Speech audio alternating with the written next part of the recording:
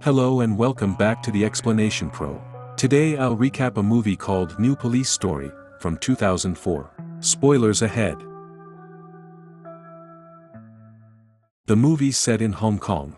There we find Chan Kwok Wing, a senior police inspector, who, sadly, indulges in excessive alcohol consumption. Poor Inspector Chan Kwok Wing is trying to drown his sorrows because of a mistake he committed. It turns out that, during a mission, Kwok Wing misled his team of officers toward a deadly trap. Now, let's go back in time. We find the same police investigator during an important mission. He's in a hostage situation, where two civilians are in severe danger. One of them, unfortunately, receives a shot. The kidnapper orders media attention to confess the reason behind his crime. It turns out that this kidnapper was scammed by a person. The fool kidnapper put all of his company's money in the stocks and lost everything. Luckily, the quick-minded detective surprised the kidnapper and took him down, leading him to jail. As a result, Chan Kwok Wing is acclaimed and respected by everyone.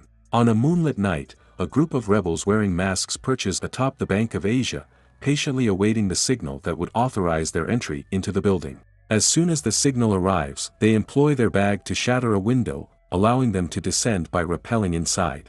Swiftly infiltrating the premises, they employ the captive banker concealed within the bag to unlock the secure vault. With the safe successfully opened, Joe Kwan, the leader of the gang, instructs the banker to contact the police and report the robbery. Upon the police's arrival, the rebels deftly set a trap just beyond the bank, resulting in the demise of nearly all law enforcement officers involved in the confrontation. In the euphoria of their apparent victory, they jubilantly revel in the belief that they have triumphed over the overwhelmed police force. All of a sudden, though, Chan Kwok Wing's team goes after them. During the persecution, Su Chao drops off the bag containing all the robbed money. Sam Wong is able to grab and stop her before she reaches the bag. An unfortunate turn of events occurs when one of the rebels unleashes a fatal shot upon an officer, providing an unexpected opportunity for her to fight back and successfully elude the clutches of the police. In the rebels' absence, Max boasts of the achievements they accumulated during this very last confrontation. It turns out that their scores are determined by how many officers they take down. The higher the number, the higher the rank. As they eavesdrop on the news, Chan reassures the public that the perpetrators will be apprehended at all costs. Meanwhile, Chan pays a visit to the wounded Sam in the hospital, urging him to instill a valuable lesson in the young delinquents responsible for the heinous act. Chan eventually discovers the hideout of the gang. He and the detectives navigate through a labyrinth of cunningly devised obstacles. The gang has strewn traps and surveillance systems throughout the area, granting them full control over the building. Unfortunately, these traps are too good to miss, and officers fall on them. Chan stands helpless, witnessing the horrors and tragedies that befall his comrades. But the ordeal doesn't end there, as Chan himself becomes ensnared in a trap, confronted with the harrowing sight of his remaining men clinging to life. The brave officer Chan gambles everything, staking his very own life in a desperate bid to save his comrades. Meanwhile, the rebellious gang plays with the lives of Chan's men. Despite Chan's impassioned pleas, the gang continues their ruthless assault, pushing him to the brink as he fights tooth and nail to save the last remaining hostage hanging by a thread. As Joe activates the bombs, the gang successfully escapes. Time passes by, and Chan becomes depressed. He blames himself and his lack of foresighting for the fate of his comrades. One night, however, Frank Ching approaches Chan and insists he seeks vengeance. The following day, Chan wakes up and finds Frank next to him, introducing himself as Chan's new partner. Frank reveals that their chief has ordered Chan back into active duty. Despite initial resistance, Frank persists in convincing Chan to reopen the Bank of Asia case, igniting a fiery anger within Chan. That evening, Chan finds solace in the bottom of a glass once again, only to receive an unexpected call from Frank, luring him to visit Ho Yi, his girlfriend, under false pretenses. After a prolonged absence, Chan finally reunites with Ho Yi, but an undeniable sense of unease hangs heavy in the air. As they share a meal, Ho Yi attempts to initiate conversation, but Chan remains silent, consumed by guilt for his role in the unfolding tragedy. Seeking refuge once more in the pub, Chan is pursued by Frank, who imparts a crucial piece of information about the case, capturing his attention and setting in motion a new phase of their pursuit of justice. Leaving the pub, Frank and Chan witness two young delinquents robbing an innocent civilian, presenting an opportunity they seize to apprehend the culprits. At the police station, they catch a glimpse of Chan, who is resting a little too comfortable in his office after bringing the perpetrators in. Commander Chiu Chan enters the room, dousing him with water, and ridicules him while placing blame for the deaths of his team squarely on his shoulders. In a show of support, Frank stands up for Chan and confidently asserts to Chiu that they will crack the case. Faced with the possibility of losing their jobs, a furious Chiu challenges them to solve the case before he does, knowing that Chan has nothing left to lose. Chan later discovers that Frank's determination to solve the case stems from a deep-seated desire for vengeance against the criminals who took his brother's life. Meanwhile, Joe inadvertently overhears his parents engaged in a heated argument. Their tumultuous relationship and his father, a chief police officer, constantly berating Joe for his perceived failures have left scars from a troubled childhood. Memories resurface, revealing a painful past marked by paternal abuse, fueling Joe's resentment toward his father and the entire police force. His twisted satisfaction stems from toying with law enforcement. As the investigation unfolds, Frank uncovers a connection between the young delinquents and an online game that served as inspiration for their crimes. Seeking further insight, Frank and Chan visit Sam, hoping to glean information regarding the Bank of Asia robbery. Sam's recollection is limited, but he does provide a crucial detail, a watch he managed to snatch from Sue, which he surrenders to them. Upon closer examination, they discover an ex-Crusaders logo on the watch, serving as a symbol associated with the ex-gamers. Their leads lead them to a party at Xingmao Center, disguised as a skateboarding event. There, they spot Fire, a redhead sporting the same watch as Sue. Before they can approach her, Chiu and his team, accompanied by Sam, arrive at the scene. They search the park for Sue, and Sam identifies her amidst the crowd. However, their attempt to apprehend her is thwarted when Fire shoots Sam, confessing his betrayal by informing the gang about Chan's plan to raid their hideout. Fueled by grief and rage, Chan and Frank embark on a thrilling pursuit, relentlessly chasing after the fleeing criminals. Joe intervenes, rescuing the wounded Sue while Fire remains on the run with Chan and Frank in hot pursuit. In a desperate move, Fire injures himself during a fall, creating a diversion by shooting a bus driver. Chan is forced to prioritize the safety of the passengers over capturing Fire. The ensuing chaos leads to a catastrophic accident, causing significant damage to the surrounding area. As the bus teeters on the brink of falling into the river, Frank heroically uses a truck to block its path, sacrificing himself as he plunges into the water below.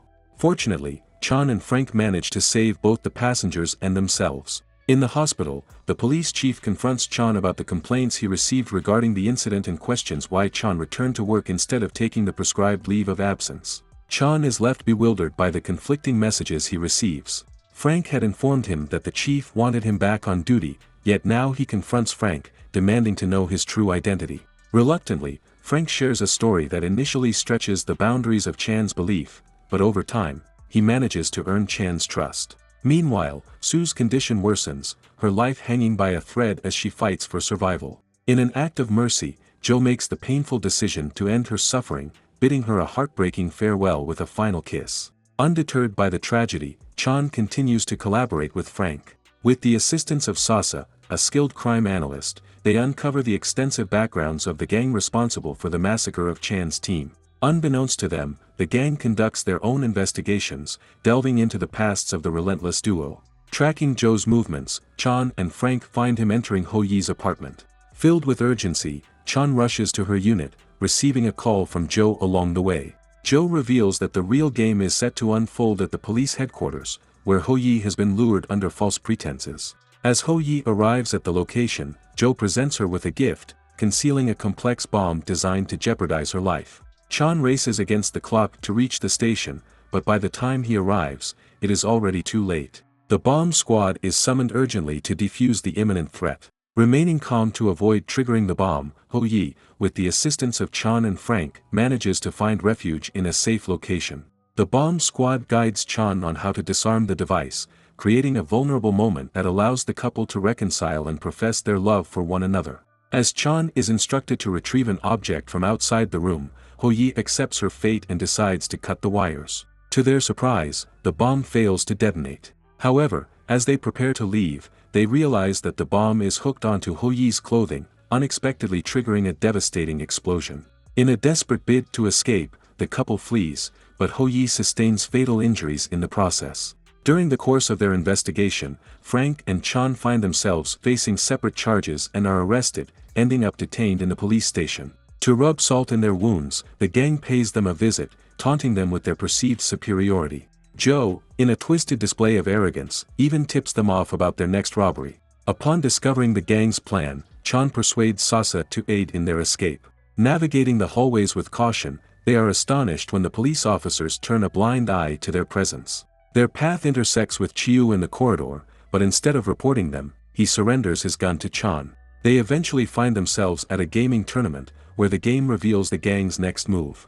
Armed with valuable information, they head directly to the bank in Hong Kong, discreetly guiding the people in the lobby to evacuate. As the gang assumes their positions, Max becomes unsettled by the empty surroundings, causing him to grow anxious and retreat. Seizing the opportunity to flee, Joe ruthlessly shoots Max, provoking panic among the public while his parents rush to his side. Receiving the signal to take action, the duo springs into motion, engaging in a series of impressive maneuvers that expose the boys' vulnerability in the presence of their parents. Joe, on the other hand, remains unyielding. In a Lego Park exhibit, Chan confronts Tin Law once again. Though evenly matched, their clash is interrupted when Joe inadvertently shoots Tin. As the police arrive at the scene, Chan makes the compassionate decision to prioritize Tin's life, urging the officers to call for an ambulance. In the ensuing chaos, Tin drops his gun. Chan swiftly ascends to the rooftop, where Joe holds Frank captive, suspended by a rope. Attempting to reason with Joe, Chan only fuels his fury. Determined not to accept defeat, Joe forces Chan to partake in the dangerous game they once played during the Bank of Asia case. Haunted by past traumas associated with the game, Chan musters the strength to confront his fears for the sake of Frank and emerges victorious against Joe. Without delay, the police converge on the location, cornering Joe. In a pivotal moment, Joe's father arrives, expressing profound disappointment in his son's actions. Overwhelmed with shame and visibly affected by his father's words, Joe empties his magazine, pretending to aim at Chan and his father, which compels the police to open fire, resulting in his demise. Swiftly acting, Chan catches hold of Frank's rope, using all his abilities to save his partner. The movie draws to a close as Chan returns to his job, where he musters the courage to propose to Ho Yi, who joyfully accepts his heartfelt proposal. Amid their celebration, Chan notices a trench coat left behind by Frank. A wave of familiarity washes over him, triggering a memory of a time when he aided a child whose father had been killed for stealing bread. This makes him realize that the child he had helped was Frank, the young man who later played a pivotal role in redeeming his life as a police officer and helping him seek justice for his team.